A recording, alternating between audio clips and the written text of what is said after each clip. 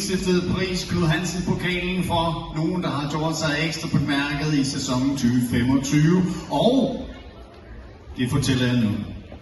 Det går til en klub, der har gjort sig virkelig godt bemærket. En klub med masser af energi, sammenhold, kampgejst og ikke mindst en imponerende evne til at rejse sig efter at tingene bliver svære. Det kan godt blive, når man bliver kastet op i luften og lander nede. Og ja.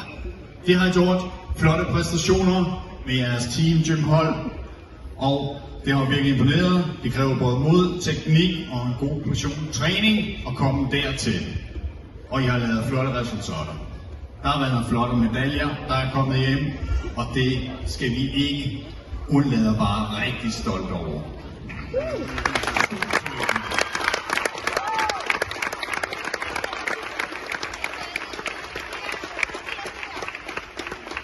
Men det er jo ikke kun på konkurrencen, at der sker nye ting. Der kommer nye hold, der er plads til de små, de store, dem der ikke kan lade være med at springe. Jeg kan nævne Spring 17 Plus har I startet, Wave plus 14, Nanobasis 5-7, Mikrobasis 8-10, Trampolin fra 5 plus, og krop og styrke, så man kan starte med at springe, nærmest før man har lært at binde sko.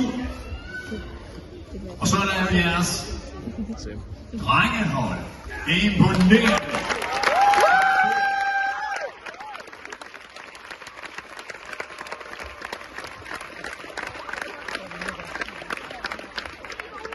For en gammel mand som mig, så er det helt fantastisk at se hele 22 drenge til drenggymnastik. Jeg har for mange år siden aftrænet sådan noget. Det skal vi inde på. Det er fedt.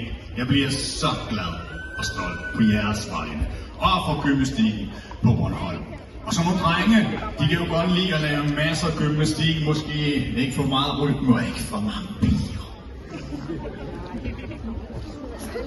Til gengæld er der masser af drengehørm, grin, energi og god stemning, og det er jo i virkeligheden det, der er i foreningslivet og al gymnastikken. Det er fedt. I viser at være en stærk klub, et sted med plads til udvikling, fællesskab, ambitioner og masser af bevægelsesglæde.